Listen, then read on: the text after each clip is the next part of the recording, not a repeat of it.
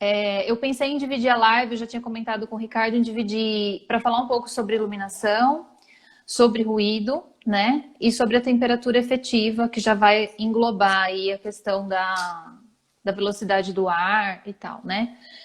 Então, vamos lá, Ricardo. Eu queria começar com a iluminação. Eu recebi aí algumas perguntas sobre Uhum. iluminação.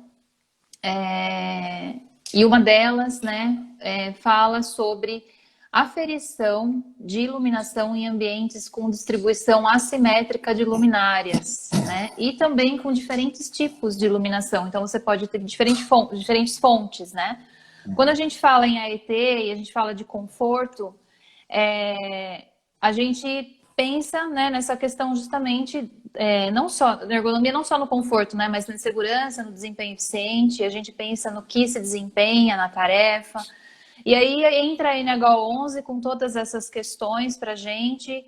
Nós, na maioria das vezes, né, quando a gente faz análise ergonômica, profissionais da saúde, principalmente, não têm esse conhecimento, ou até mesmo engenheiros de segurança que façam análise ergonômica, não têm equipamentos, às vezes.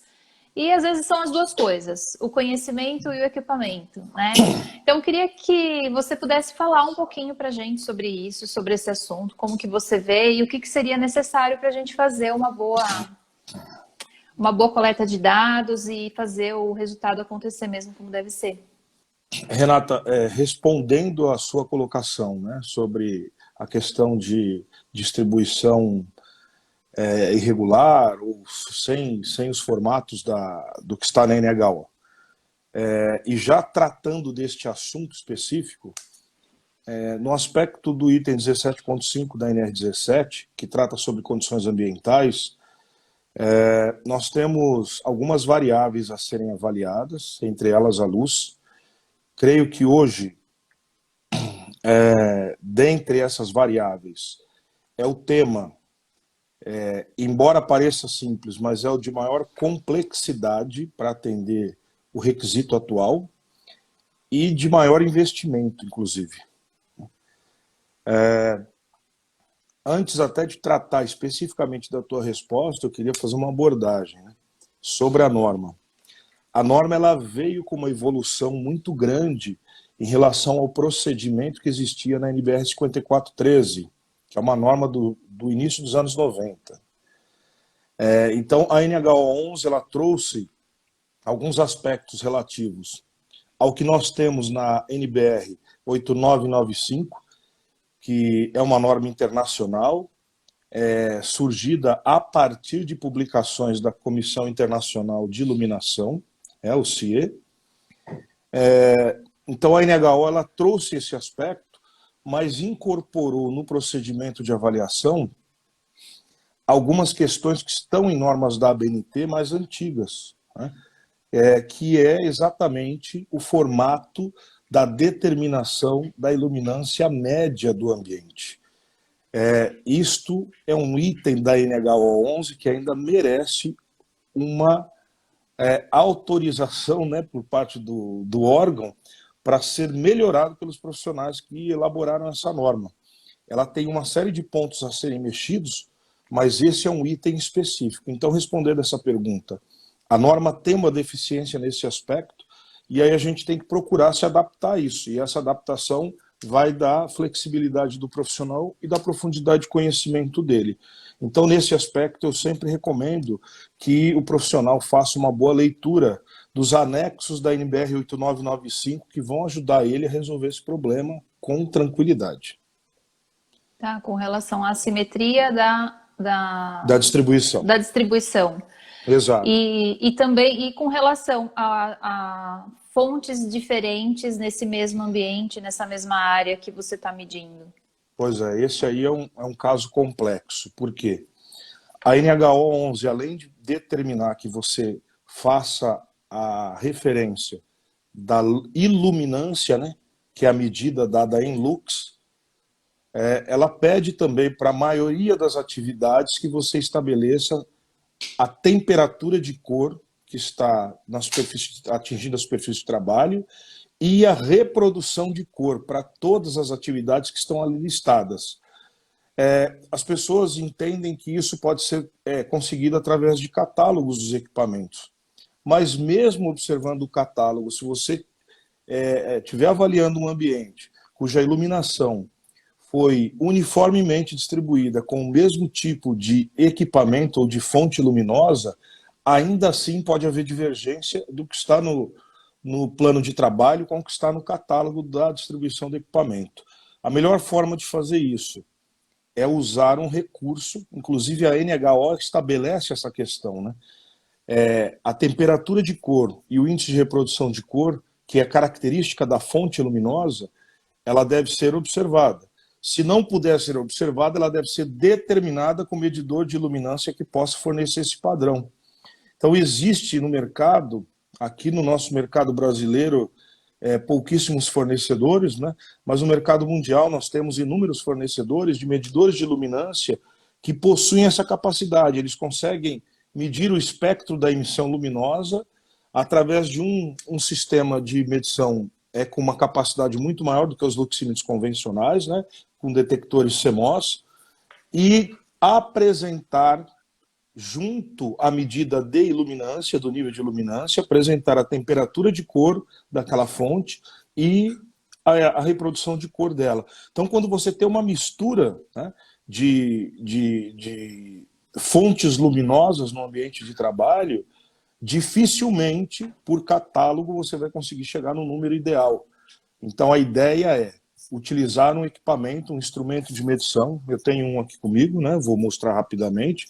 Utilizar um instrumento de medição, que é um espectrofotômetro, que tem a capacidade, né? É um equipamento como este, que tem a capacidade de fazer a determinação em tela e através de software da medida da temperatura de cor e da reprodução de cor. Uhum. Um equipamento que é carinho, né? Hoje... Até o Michael já colocou aí, esse medidor é uma nota. Quem vende aqui no Brasil, né? Vou falar nome, mas sem fazer propaganda, mas a única empresa que tem representação oficial aqui no Brasil é a Minolta, né? A Cônica Minolta, e o instrumento deles que tem capacidade de fazer isso no preço do dólar atual por volta de 35 mil. Nossa. São muitos parâmetros, não é só realmente fazer a iluminância, né? E até colocaram uma pergunta aqui, ó, interessante. Em locais em que são necessários avaliar pontos conforme os layouts, mas existem máquinas que não são possíveis de serem movidas. Como avaliar nesse caso? Não ficou claro para mim a pergunta. Será que ele podia melhorar ela? Eu entendi como se fosse, se a gente tem um layout, como se fosse o da NH11, algum que seja, que se encaixe, vamos facilitar isso.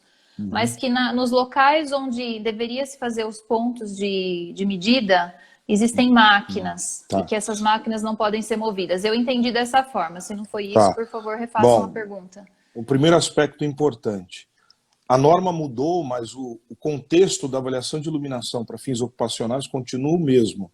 Ela ficou ampliada. Então, veja, a minha preocupação prioritária é sempre com o campo visual onde a tarefa é executada. Então, a relação que a maioria das pessoas estão fazendo com a NH11 é a medida geral do ambiente. A medida geral do ambiente é para você caracterizar a uniformidade do ambiente com o posto de trabalho, com o campo visual onde a tarefa visual é executada. Então, essa questão do layout da distribuição da luz é para você determinar a iluminância média do ambiente. Mas o foco principal, que é o campo visual, o campo onde a tarefa visual é executado, ele ainda precisa ser medido. Então, você não vai movimentar a máquina, não vai movimentar a mesa. Aonde está a tarefa do trabalhador, o campo visual dele deve ser medido como teu foco principal, e a iluminação geral uma referência para que você estabeleça uma regra da uniformidade. E fazer essa comparação, né? Que é aquela história dos 70% da média, né? Exato, a proporção de 5:1 que tem na norma, né? Sim, com certeza. Deixa eu ver acho que eu anotei mais uma aqui. Teve uma pessoa que acho que está aqui. Fez a pergunta assim: como descomplicar a NHO11? Eu acho que eu não sei se você vai conseguir Estudando. responder isso. Não, consigo. Estudando muito, não só a norma, mas também as boas referências de luz, né? E infelizmente aqui eu deixei uma aqui do lado, né? Para mostrar a vocês, isso daqui, ó. Faça um print da tela, é a melhor referência que vocês podem ter para poder descomplicar a norma. Infelizmente, a avaliação de iluminação ela demanda conhecimento em física óptica muito profundo. E os conceitos que estão embutidos numa avaliação que parece ser tão simples são bastante complexos. Então não é fácil de fazer essa interpretação. E a norma parece ser simples, mas, como disse o nosso colega participante, ela é complicada. É complicada mesmo. E aí, quando você, assim, nesse sentido, eu acho que na verdade em todos esses, ainda a gente vai abordar o ruído, a gente vai falar da temperatura efetiva, né? Mas quando a gente pensa na análise ergonômica, que tem todos os fatores, os quesitos, né? E dentre eles os ambientais, fica sempre aquela lacuna, né? Porque o profissional da ergonomia, ele não tem esse conhecimento tão aprofundado, né? E esses equipamentos, como você falou, que você mostrou, inclusive, são caros. São equipamentos que é um investimento muito alto. E a gente tem que analisar também essa questão da nossa demanda com relação a isso, né? Mas o que você diria, assim? A gente até conversou com relação a isso, né? Se você não sabe fazer, não faz, ou compra o equipamento, ou contrata alguém para fazer, né? Como que você vê isso? Como que você tem visto também isso nos documentos? Bom, tenho Isso é visto. comum para você, essas parcerias? Porque olha aí, gente, é uma oportunidade de parceria, inclusive, A né? parceria é bem comum. Eu creio que tenha pessoas aí participando do evento que já fizeram parcerias conosco, né? Mas veja, eu não desmotivo ninguém a fazer, né? Eu acho que o profissional ele tem que procurar capacitação e ir atrás desse conhecimento. Não é impossível executar isso de forma adequada, de forma alguma. E a gente está aí no mercado para isso, inclusive para ensinar as pessoas e formar o banco de reserva, né? Porque não adianta a gente guardar isso tudo para nós, porque a gente não vai estar aqui eternamente. Mas então o primeiro fato é se capacite, né? Faça a sua capacitação, corra atrás de instrumentos, não tem instrumento, aluga, tudo é possível, né? Tudo é possível.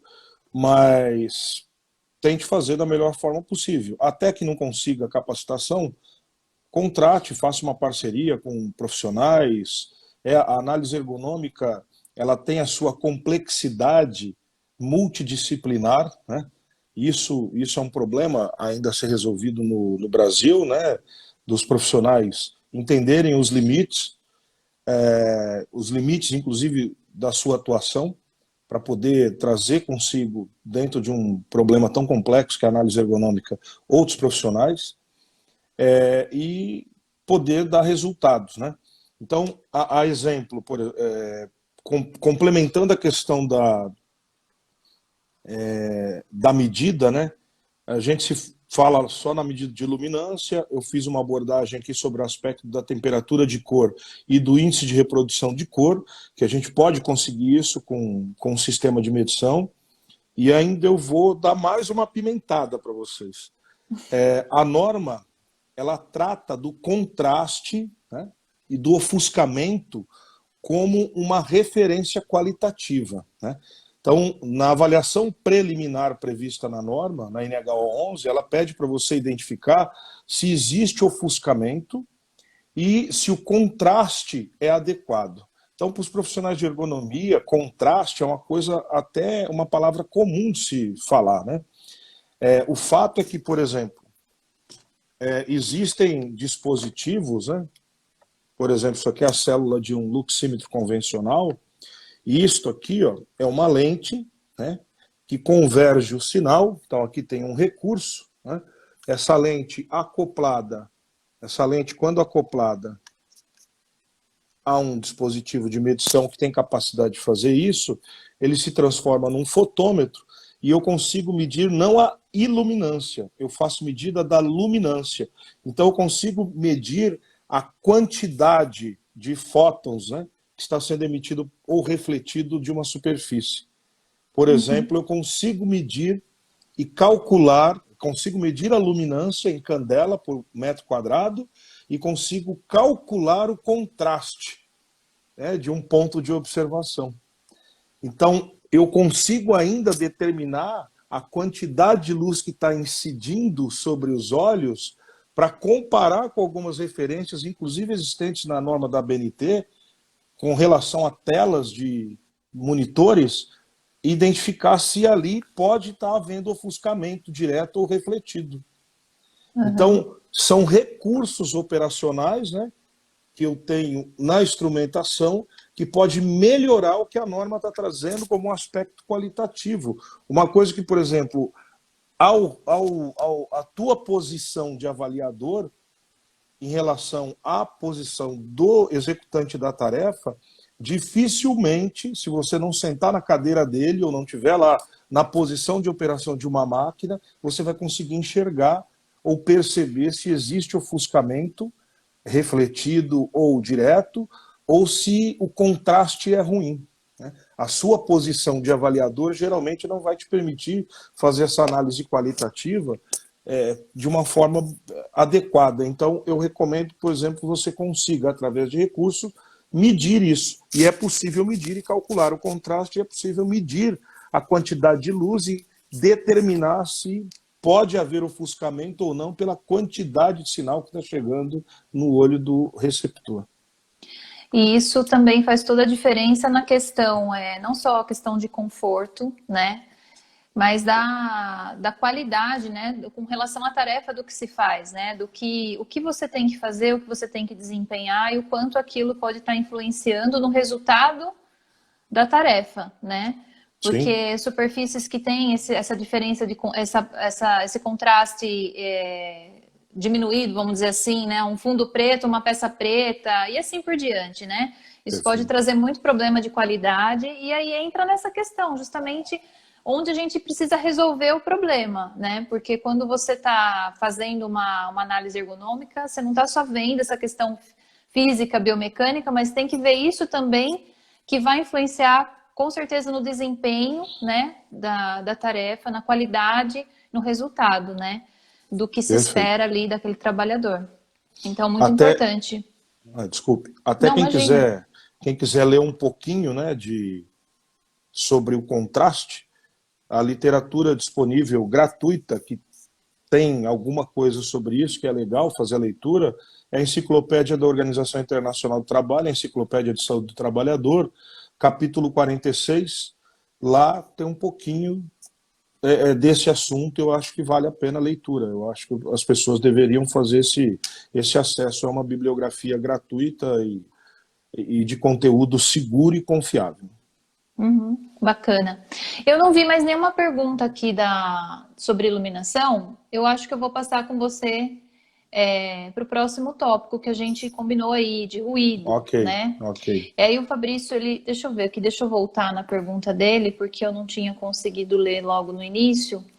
E ele, só deixa eu achar aqui um minutinho.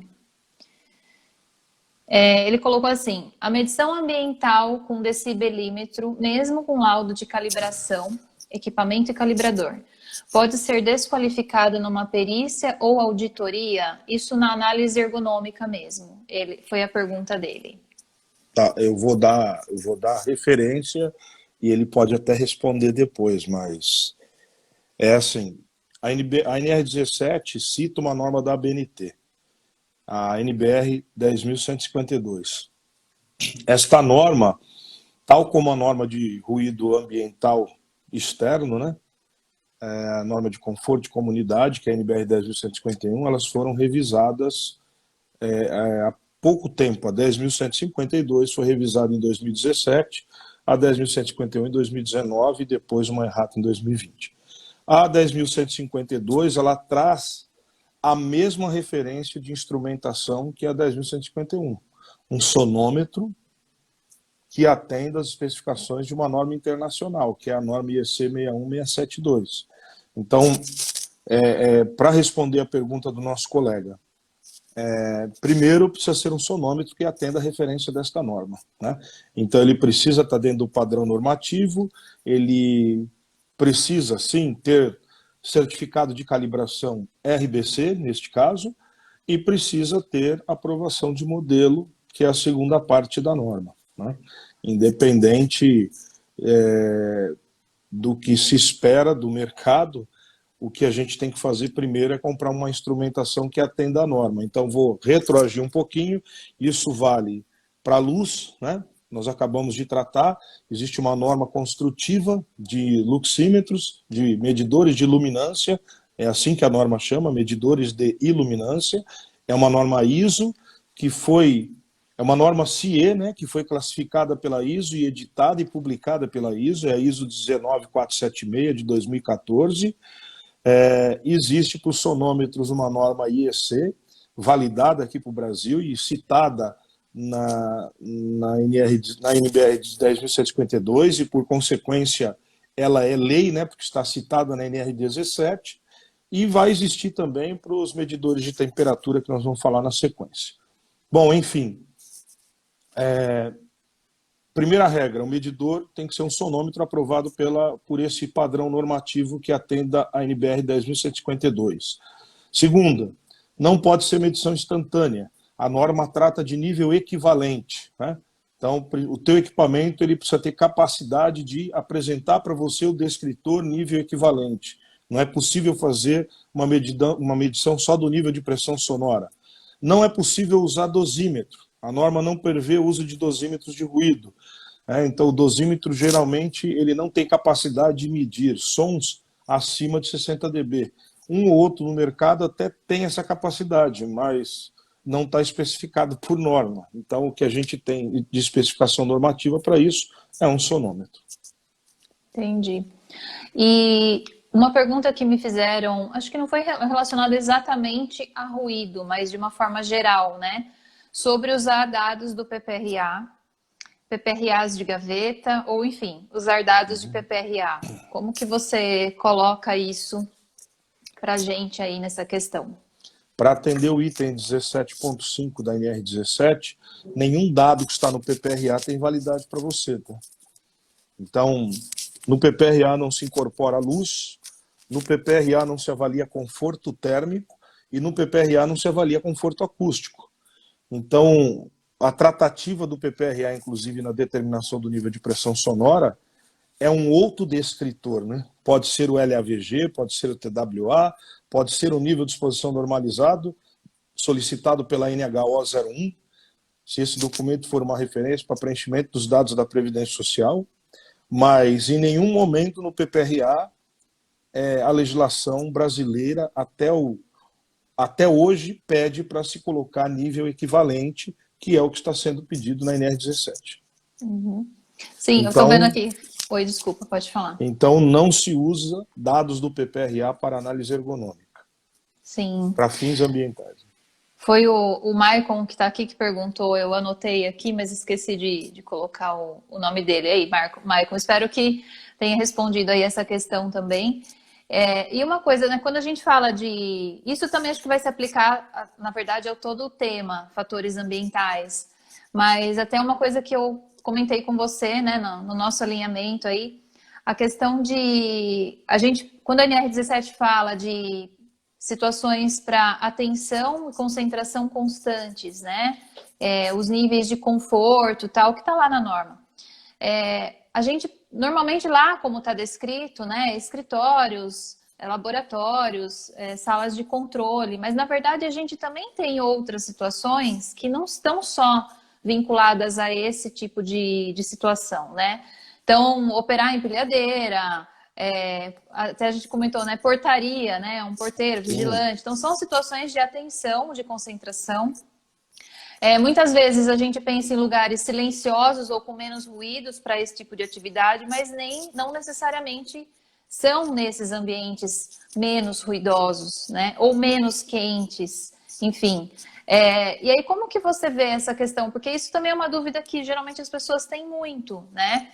Como que eu vou medir ou como que eu vou determinar dentro do que está proposto pela NR17, pelos os parâmetros, em ambientes como esse, num ambiente operacional, num ambiente de produção, onde você tem essas atividades de atenção e concentração constantes? Como que você olha isso assim, que você define essa questão aí para a gente, Ricardo? Bom, se o profissional que está executando a avaliação, ele entender que a atividade deveria ser enquadrada neste contexto, ele deveria, portanto, partir para o atendimento do item 17.5. Nesse sentido, por exemplo, caberia aí uma ergonomia de correção, né, uma adaptação do ambiente de trabalho ou do posto de trabalho para atender esses requisitos. Não é muito comum, né? Inclusive, você citou o exemplo de áreas de vigilância, né? Eu fui designado até para uma perícia, vou contar um caso rápido aqui para ilustrar isso, tá? Claro, fica à vontade. Fui designado para uma perícia e o pedido, por uma questão até inusitada, não era insalubridade ou periculosidade, mas era um pedido de indenização que a advogada desenvolveu uma tese por dano, né, por não atendimento de requisitos da NR17. Então veja que pedido inusitado. E aí o magistrado que fez a solicitação pediu para que se fizesse a verificação disto. E, para surpresa, era uma central de segurança de um condomínio residencial de alto padrão.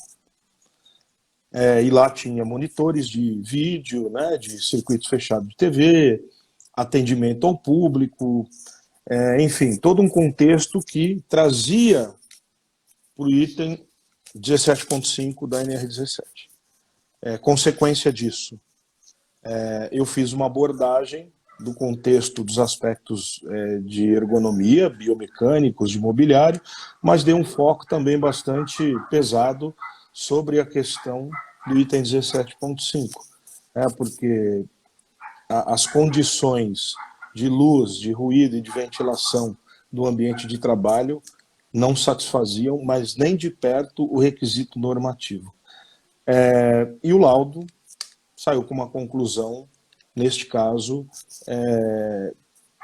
determinando que o local de trabalho apresentava não conformidade com os requisitos da norma. Mas foi um pedido que apareceu na justiça de forma até inusitada. Para mim, foi uma novidade. Puxa, verdade. Bom, aqui, eu só vou voltar numa pergunta aqui, Ricardo, que fizeram, de iluminação, de luminância, que da norma da NH11, só para a gente perfeito. finalizar, não sei Perfeito. se ainda vai ter mais alguma aqui de ruído, mas só para finalizar, o Gilmar, ele perguntou se a NH11 traz referência para ambientes internos, traz referências para ambientes internos, né? E para ambientes externos, qual norma deve se orientar? Perfeito. Bom, a NH11 ela é uma norma exclusiva para atividades em ambientes internos, não faz nenhuma referência para isso. Você deve consultar, colega, uma NBR ou uma norma ISO, que é uma norma CIE, que é 8995, só que é a parte 3, tá? Então, aqui no Brasil, nós temos a 8995, parte 1, que é para ambientes internos, e ela foi validada pelo Inmetro e surgiu aqui para nós como uma NBR. A 8995, parte 3, ainda não foi validada pelo Inmetro e nós não temos a aplicação dela aqui. Então, você pode consultar essa norma, está disponível internacionalmente, através da página da Comissão Internacional de Iluminação, você consegue ter acesso a ela. Repete qual que é a norma, Ricardo? 8995, parte 3. Parte 3. ISO CIE 8995, parte 3. Eu não ouvi a parte aí. Agora Exato. Aproveitando, Renata, pode só falar. para a gente concluir essa questão da luz, né? Então, já que nós citamos no contexto normativo, fique claro, pessoal, né, no momento de se adquirir instrumentação e de aplicar instrumentação para fins dessas avaliações. Como eu dei um detalhamento sobre o ruído, buscar instrumentação que atenda o que está nas publicações do CIE, que atualmente é a ISO CIE 19476, Ela apresenta classificações para luxímetros, né? Luxímetros em nível laboratorial. Então, são 4 níveis de classificação para instrumentação de medição de luminância. Até luxímetros de campo de qualidade diminuída, né? Então, nós temos 3 classificações lá que podem ser aplicadas para você entender em que etapa está o teu instrumento em nível de precisão. Aqui no Brasil a gente tem uma série de equipamentos à venda, né, nessa linha, mas a grande maioria não apresenta a especificação de classificação do instrumento em relação a esta norma, tá? Então, tomar um cuidado bastante elevado com a aquisição de instrumentação e, posteriormente, ao longo do uso, fazer com que o resultado das calibrações, seja para o seu luxímetro, seja para o seu sonômetro, para classificar a questão do conforto acústico ou dos instrumentos de medição de conforto térmico, fazer análise crítica dos certificados de calibração a fim de validar esses instrumentos para uso, né? Então, é muito comum a gente encontrar documentos, laudos, cujo ambiente está sendo validado com os resultados de um equipamento que deveria ter sido descartado para fins de avaliação. Então, a conclusão do laudo favorável, aprovando o ambiente, seja para condição térmica, acústica ou de luz, mas com instrumentação que não atende aos requisitos normativos ou cujos resultados da calibração inviabilizam o uso da instrumentação.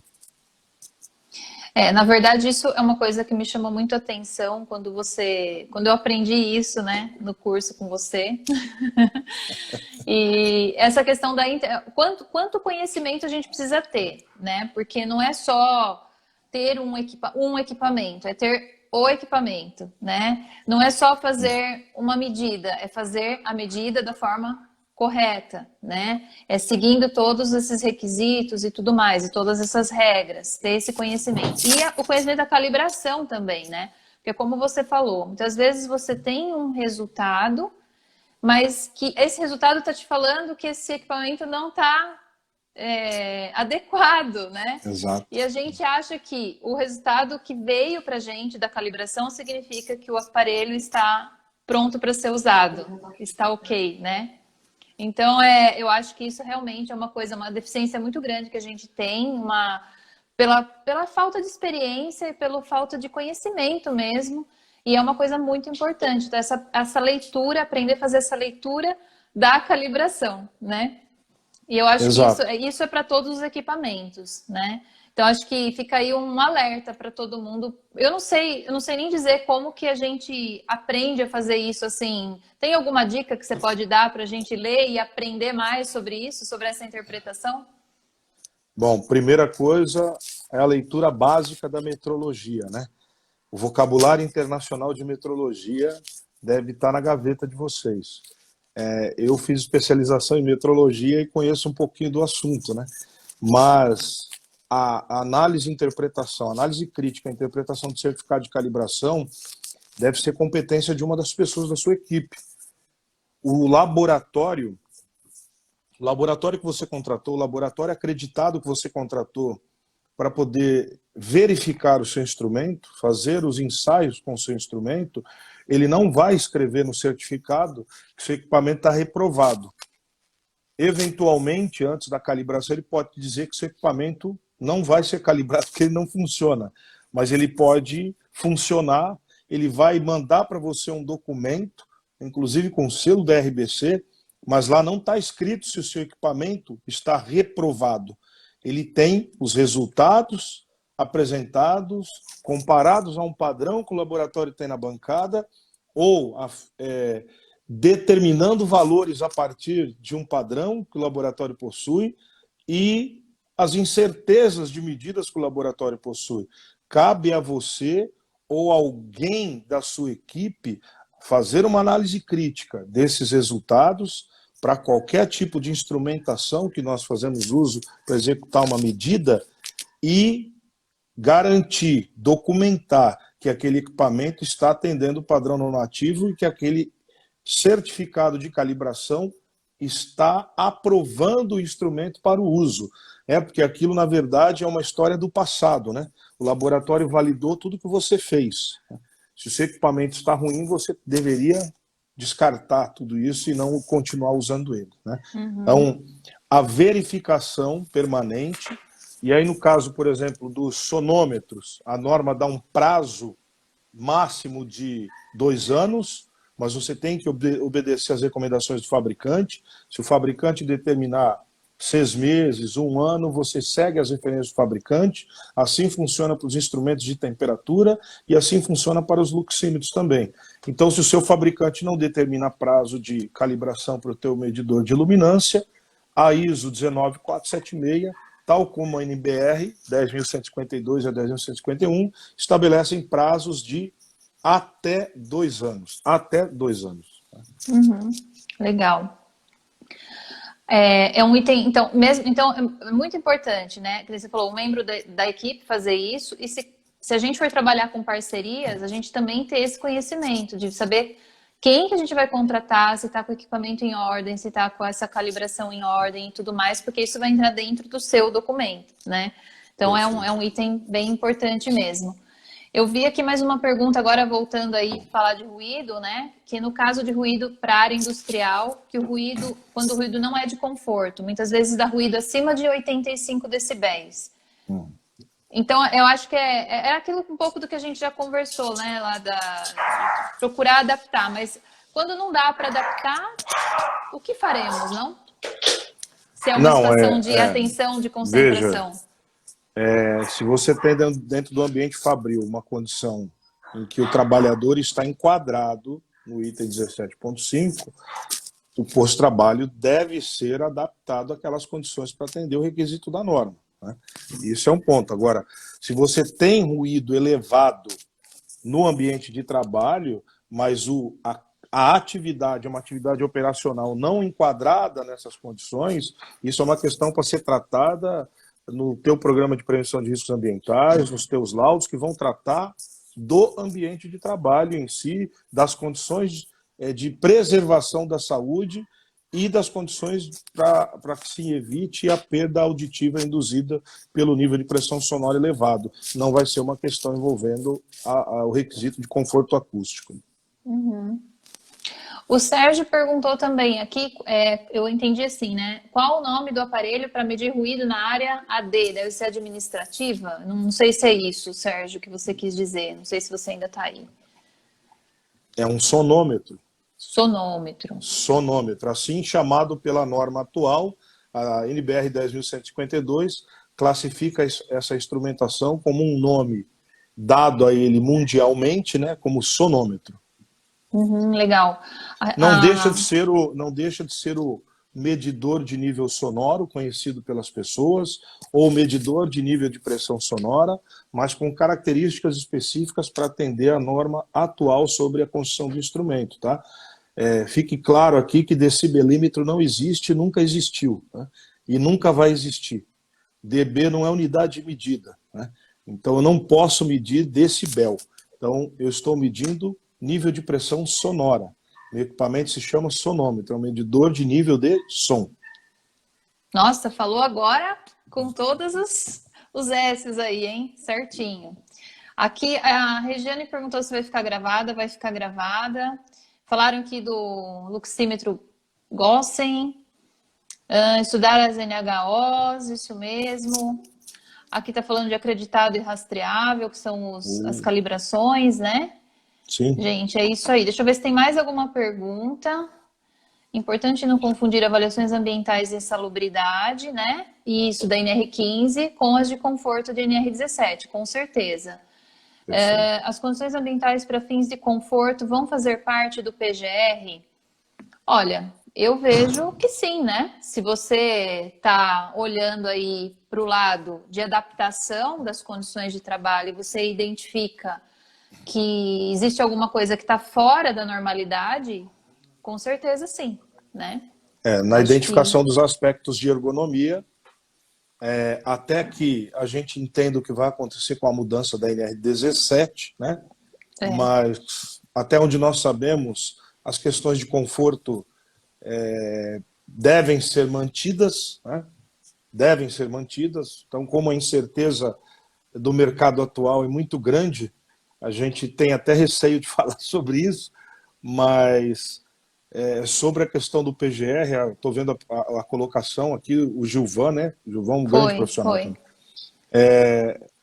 Devem ser mantidas sim, se a NR17 não for alterada e isso não for excluído da norma, e nós esperamos que não seja. Sobre os aspectos de ergonomia incluído no PGR, você vai considerar as condições de conforto térmico, conforto acústico e a condição luminotécnica, dada a necessidade de ser observado isso, né? As condições de iluminação, Renata, eu posso ampliar um pouquinho aqui agora, aproveitando essa colocação do Gilvan, porque vem de encontro a um outro problema que vai ser incluído no PGR. Né? No PGR nós vamos precisar incluir as condições dos riscos de acidentes, que algumas pessoas chamam de riscos mecânicos. O fator iluminação, ele pode ser e é de fato causa contribuinte de acidente do trabalho. Muito bem lembrado. Então, para quem está aí preocupado com o PGR, no futuro bem próximo, começa a se preocupar não só com a questão de ergonomia, mas a iluminação envolvida no contexto da preservação da integridade física do trabalhador como causa de acidente, ok? Vou mais além.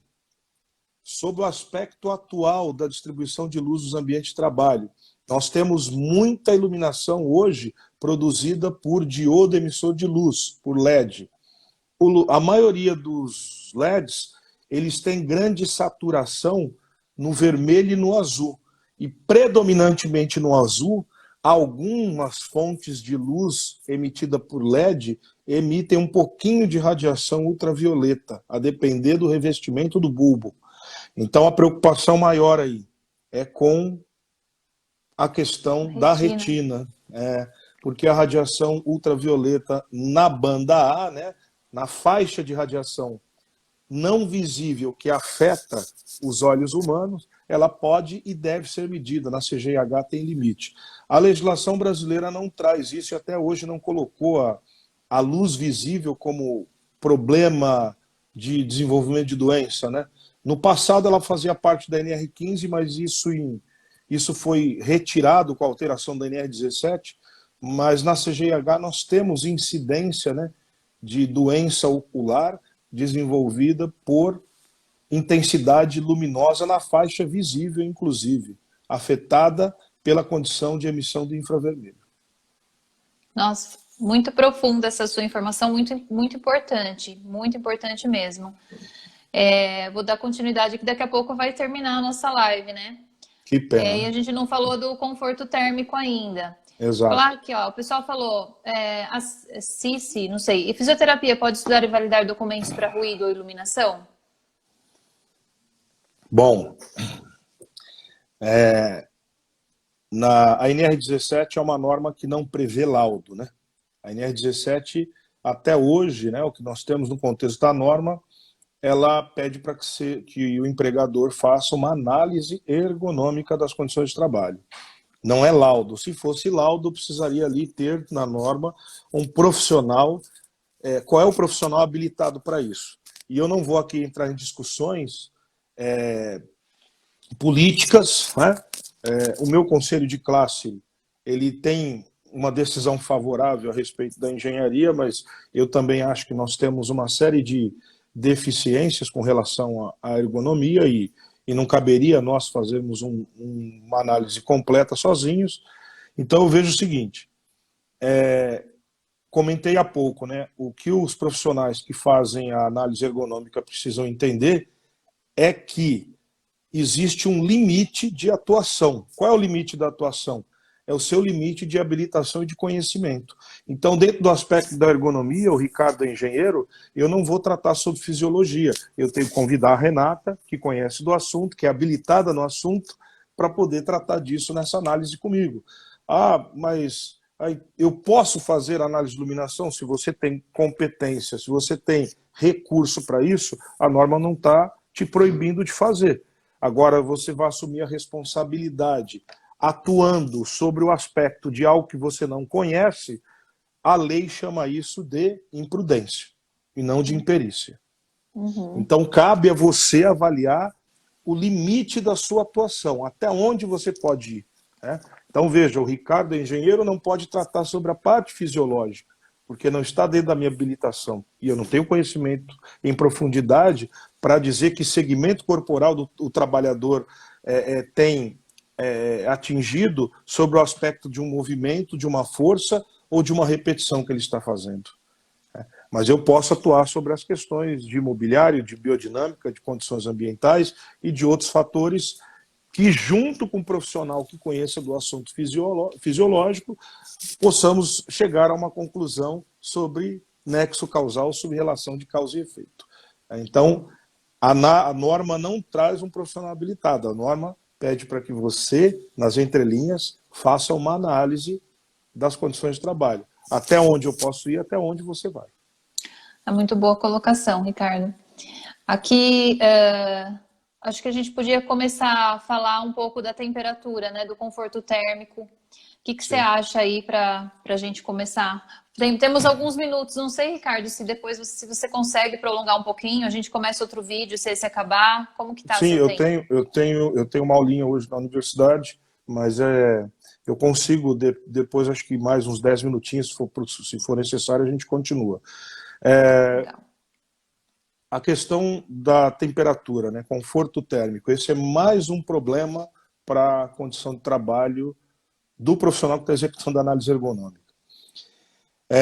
Infelizmente, essa eu costumo enxergar problemas assim catastróficos. Né? Vou tirar um pouquinho as coisas aqui. O que a norma pede para ser determinado são 3 variáveis, né? Uma chamada de temperatura efetiva, que não pode ser medida diretamente, é uma grandeza empírica, né? Ela precisa ser determinada por pesquisa. Então, a temperatura efetiva ela não é assumida por um instrumento como é a luz, como é o ruído. Né? Eu não tenho um instrumento que oferte para mim qual é a temperatura efetiva desse ambiente. Então, eu tenho alguns instrumentos que, a partir dos resultados obtidos com esses instrumentos, eu posso traçar essas variáveis em diagramas, em cartas psicométricas e obter uma relação de conforto térmico. Então, essa sensação térmica estimada por essas cartas, por esses documentos que foram publicados por pesquisas, eles dão para mim um valor chamado de temperatura efetiva. Então, a temperatura efetiva, ela relaciona, pelo menos, a temperatura do ar, a temperatura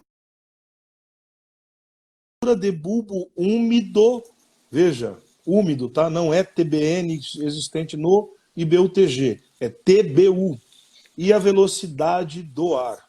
Então, eu preciso de pelo menos 3 variáveis, temperatura de bulbo seco, temperatura de bulbo úmido e velocidade do ar, para traçar essas 3 variáveis em documentos técnicos, em cartas psicométricas e chegar a um resultado de conforto. Identificar se aquelas condições térmicas e de ventilação existentes no meio ambiente podem oferecer conforto, e aí vem o maior problema, né? Para a maioria das pessoas que ali estão.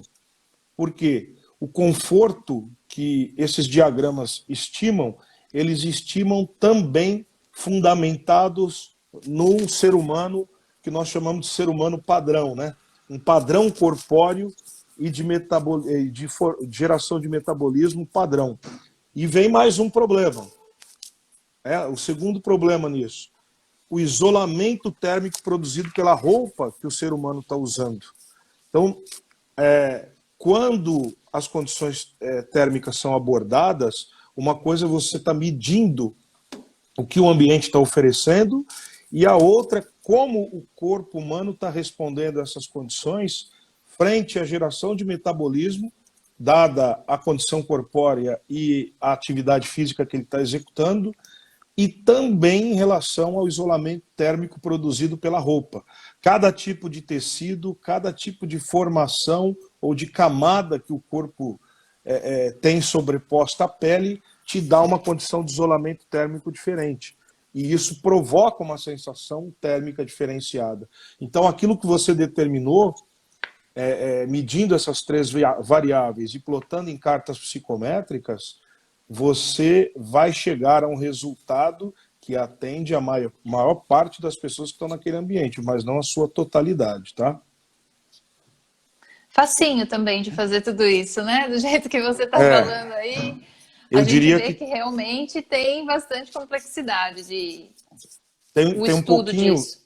tem um pouquinho porque a condição de determinação do TBU, né, que eu vi que o engenheiro Michael colocou aqui uma colocação, né, usar o gráfico, o ábaco com dados de TBN e TBS. Não pode, né, Michael? Você sabe disso, eu sei disso, e eu sei que você sabe disso. O TBN é natural, né? O próprio nome já diz. Ele está nas condições de velocidade de ar que o ambiente apresenta. O TBU, dado por esses fundamentos de termodinâmica que nós usamos na determinação do conforto térmico, para quem nunca viu, isto aqui é um psicrômetro de asma, né? Um psicrômetro de aspiração. Então aqui eu tenho um sistema eletromecânico, que é uma ventoinha, e aqui, ó, 2 dutos, um termômetro de bulbo seco e um termômetro de bulbo úmido. Aqui eu faço a umidificação do pavio. Então, nesse duto, esse sistema eletromecânico, né, esse aqui é o equipamento japonês, esse sistema eletromecânico faz passar por aqui uma velocidade constante de 3 metros por segundo. Então, a determinação do TBU, ela deve ser realizada com um sistema que o entorno do bulbo do termômetro de bulbo úmido, né, o termômetro que está com o pavio umidificado, ele deve ter velocidade constante de 3 metros por segundo. Então, se você observar o contexto da ISO 7726, lá eu tenho todas as referências para essas especificações. Como é que eu vou medir temperatura úmida? Como é que eu vou medir temperatura de bulbo seco? E o detalhe, né? Como medir temperatura ou como medir velocidade do ar, né? Então, a velocidade do ar, para essa finalidade, ela deve ser feita com um medidor de velocidade do ar com sensor térmico, né?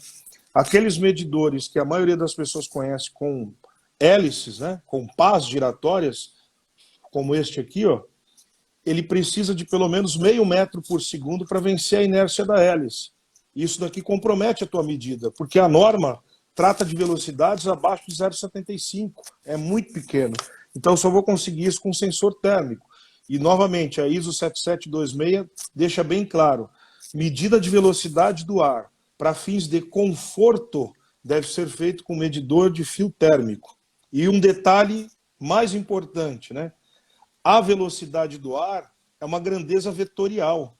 Então, eu preciso fazer determinação dos 3 eixos e obter a soma vetorial para considerar a velocidade que ali, ó, eu estou medindo naquele ambiente. Então, em que momento você mediu, em que posição você mediu, em que direção você mediu? Nossa, a gente vai ouvindo você falar assim todas essas informações e você veio armado, né, com todos esses equipamentos para mostrar para a gente o que não fazer, o que fazer. E aí eu tô vendo aqui, ó, usar o psicrômetro para medir o bulbo úmido, pode ser usado? Sim, o psicrômetro de aspiração, né? Psicrômetro de aspiração, que é isso que você mostrou. Existe no mercado o psicrômetro giratório. Agora, se você, quem colocou isso? Foi o Reipin 40. Ok. Existe no mercado, Renata, e as pessoas chamam de psicrômetro, equipamentos eletrônicos que fazem a medida da temperatura de bulbo seco, a temperatura do ar, e através de uma célula salina fazem a determinação da umidade relativa. Então, eu falava sobre esses instrumentos eletrônicos que o mercado tem chamado de psicrômetro, né? Esses instrumentos, eles possuem uma célula salina, que eles fazem uma relação com a temperatura do ar e determina a umidade relativa. Né? Qual é o problema desses instrumentos? Eles têm lá uma calibração de bancada, que foi feita sobre condições de pressão atmosférica específica. Então, quando você pega esse instrumento e vai para outra condição atmosférica, com outra pressão, com outra condição de capacidade de armazenar vapor de água, ele pode responder de forma errada. Então, o psicrômetro de aspiração, com esse psicrômetro de aspiração, esse que eu mostrei para vocês, né? Esse sistema de equipamento, com a temperatura úmida e seca, você consegue determinar a umidade facilmente sobre as condições determinadas de pressão atmosférica naquele local. Aqueles instrumentos, para funcionar bem, você precisaria andar junto com câmaras de calibração. Então, fazendo uma analogia com o medidor de nível sonoro. O medidor de nível sonoro, você acopla ele um calibrador que dá para ele o referencial de zero naquelas condições atmosféricas. E você efetua a leitura, ele faz o ajuste de zero, você efetua a leitura naquele ambiente, nas condições adequadas para a resposta do microfone. Então, para esses instrumentos eletrônicos, você deveria utilizar câmaras de calibração, que são câmaras de umidade padrão, por exemplo, de 35%, de 75%, para você acoplar nesse equipamento e ele ter lá um modo de ajuste de resposta para ele se ajustar àquelas condições atmosféricas daquele local que você vai medir. Só que, por exemplo, as pessoas vendem esses equipamentos eletrônicos como um milagre do mercado, né?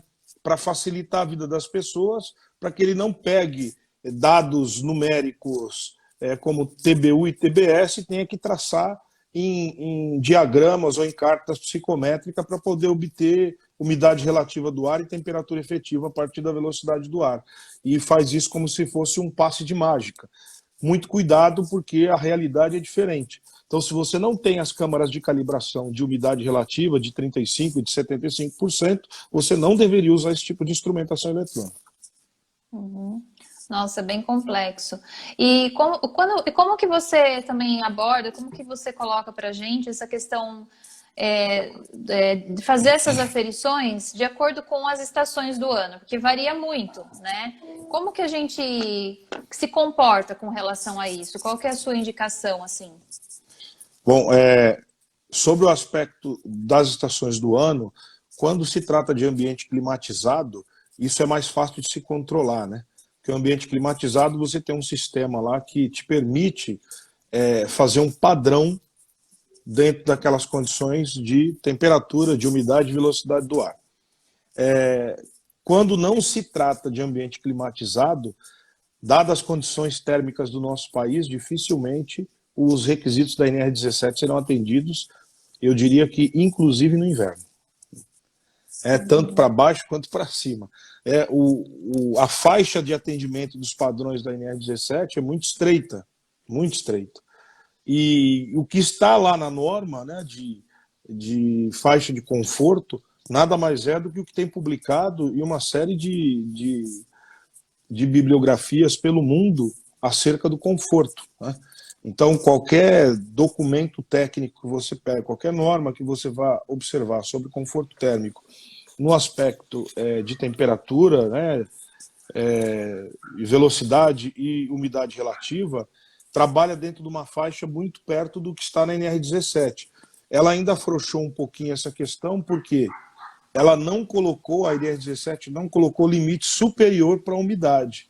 Então, qualquer documento técnico que você observa, até normas da ABNT que estabelecem parâmetros de controle para ambientes climatizados, ela estabelece um teto superior para a umidade relativa do ar. A umidade relativa do ar tem uma importância muito grande na condição da sensação térmica. E na NR17, ela se privou em estabelecer apenas o limite inferior de 40% para preservar, é claro, a umidificação do trato respiratório e fazer com que você não perda a sua primeira capacidade de proteção, que é o muco, né? Que vai se ressecar em umidade muito baixa. mas todas as publicações trazem essas referências, inclusive do limite superior na faixa de 65% a 70% de umidade relativa. Então, na NR17, essa faixa é muito estreita. Ao longo do ano, você deveria ter um monitoramento mais estreito, pelo menos cumprindo em grande parte das cidades do Brasil na região sudeste, com 4 repetições, na região norte, nordeste e no sul, talvez com 2, né? Você pudesse fazer uma boa referência disso, dadas as condições climáticas dessas regiões do nosso país, que tem tamanho continental. Uhum. Eu tinha uma pergunta, tinha uma colocação no outro vídeo e uma aqui também, né? Não são iguais, mas eu acredito que você possa responder de uma vez só. Tava falando no outro que então não se usa IBUTG, né, para fazer a temperatura efetiva. Acho que isso você já respondeu, na verdade. E aqui está falando, então, o termohigrômetro portátil não é indicado para a temperatura efetiva. Vamos responder as duas. Então, responda. IBUTG não é um índice indicado para conforto térmico, né?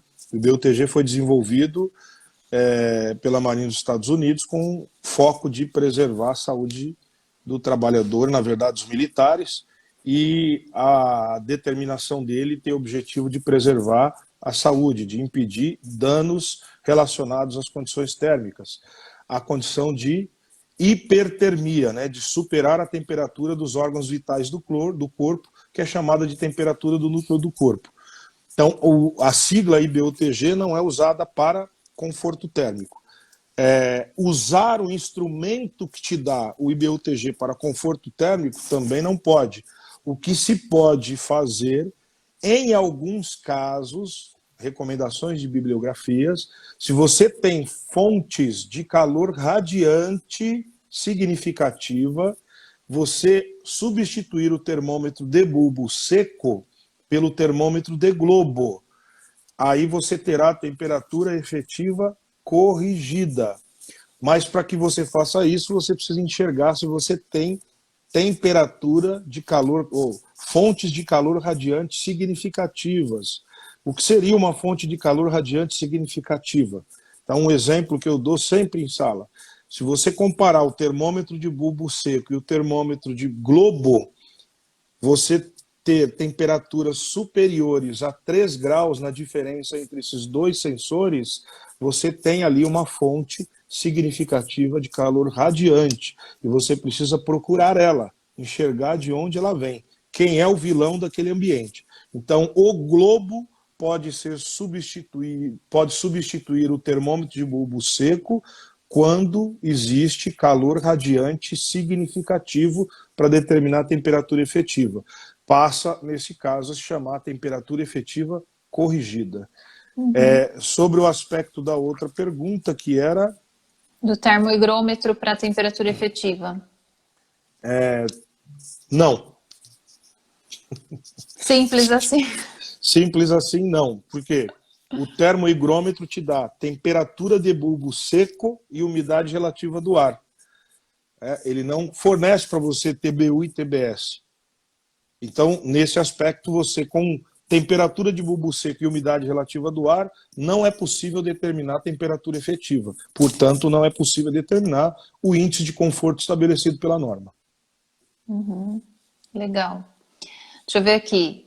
O Maicon. Ricardo, qual a sua posição sobre os profissionais que fazem uso do 4x1 nas medições ambientais da análise ergonômica?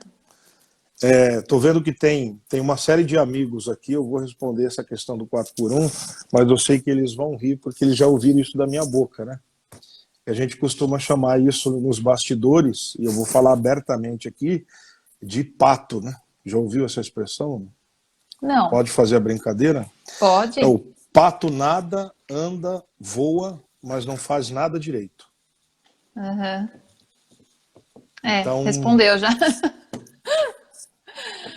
Certo, então estamos aí com essas respostas bem simples assim, esses tapas na cara que você está dando aí. Não, vamos chamar de brincadeira. É só um momento de brincar para a gente poder gravar a informação. Né? Não, mas com certeza, eu acho que é super útil isso. né? São informações ultra relevantes, porque hoje tem muitos equipamentos, a gente, por falta de conhecimento, acaba adquirindo equipamentos que não vão realmente desempenhar o sentido do que a gente precisa, né? Da informação correta. E acho que é por isso que vale a pena a gente fazer essa análise de uma forma multidisciplinar, até como você já comentou ali no outro vídeo, você já colocou esse aspecto, né? E juntar as informações corretas, coerentes, né? De cada situação, de cada área, evitando aí esses enganos, evitando dados que não vão trazer, na verdade, informação alguma, benefício algum, enfim, né? Ou pode até trazer um risco, até alguma coisa que a gente não está imaginando que pode ter, né? Você está avaliando por uma coisa que não está te dando um resultado coerente, né? Exato. Você vai condenar ambiente ou validar ambiente a partir de resultados não adequados em função do tipo de instrumentação que você está usando. Uhum. Bom, deixa eu ver aqui se tem mais alguma coisa. O famoso aparelho Xing Ling. Eu acho que a gente pegou todas as informações aqui, todas as perguntas. Eu não sei se você tem mais alguma coisa a colocar, Ricardo. Eu não lembro mais, a gente falou bastante coisa aqui, né? Eu acho que a gente pegou tudo que a gente tinha meio que combinado para falar. Tô vendo meu roteirinho aqui no computador. Sim, Eu acho sim. que a gente pegou tudo. Não sei se você tem mais alguma coisa para colocar. Eu acho que não. Acho que você falou bastante coisa, mas enfim, deixa você à vontade. Não, eu acho que a gente abordou aquilo que estava previsto, Renata. A primeira regra é buscar fazer com que os profissionais primeiro olhem a referência inicial, né? Então, eu vou atender a NR17 sobre o aspecto da temperatura. Eu vou atender a NR17 sobre o aspecto do conforto acústico, do nível de pressão sonora. Então eu vou buscar a norma que a NR está referenciando, que é a NBR 10.752. Lá eu vou ter fundamentação para instrumentação. Lá eu vou ter outras referências para buscar padrões bibliográficos ou de outras normas, assim como tem para temperatura. Eu recomendo que vocês leiam a ISO 7726, vai abrir muito a cabeça de vocês. E sobre o aspecto da luz, já ficou aqui referenciado no vídeo anterior, o padrão é a ISO CE 19476, e seguir as referências do que nós temos de necessidade sobre calibração. Posterior a isso, aplicação, né? Fazer o entendimento da complexidade da determinação dessas variáveis, ou buscar alguém que possa te ajudar nisso ao longo da análise ergonômica. Sim. E aí eu acho que pra gente, até completando isso que você falou, né, muito importante essa questão das parcerias, eu quero até enfatizar isso, essa multidisciplinaridade, né, da gente acho que tem campo, né, para todo mundo atuar, tem nichos bem específicos para todo mundo atuar. E aí fica até uma dica, né? Porque hoje, nessa questão de crise que a gente está passando, está todo mundo desesperado, o que eu vou fazer, como que eu vou fazer? E, às vezes a gente justamente pega uma área como essa da ergonomia para se especializar, né, nesse assunto, tem fatores ambientais. É uma coisa muito, muito relevante, né? Que as pessoas têm uma deficiência nessa área de estudo e às vezes estão atuando no mercado e precisam de pessoas para trabalhar em conjunto, né? Então, essa questão de estabelecer essas parcerias, de pessoas que possam estar trabalhando nesse aspecto junto com a gente, é realmente super relevante. Então, agradeço muito, Ricardo, sua presença, aceitar, ficar além do tempo aqui comigo. Foi realmente muito rico, tá? Eu é que agradeço. Eu agradeço a sua consideração por ter me convidado, me colocado aí à frente, inclusive, do nome da sua empresa, né? A gente conversa muito, muito, muito, muito e está sempre crescendo juntos, né? Então, para mim é um prazer estar aqui. Eu fico bastante agradecido em receber esses convites, porque a gente tem a oportunidade de, por exemplo, alertar as pessoas aí para o norte, né? Procurar o caminho certo. Nós não temos intenção de guardar o conhecimento, porque o que a gente quer é que os profissionais que estão aí atuando junto com a gente façam isso da mesma forma que a gente vem fazendo, inclusive para valorizar a nossa mão de obra, né? Para que todo mundo trabalhe no mesmo padrão. Então, agradeço todo mundo que está aí nessa tarde de hoje,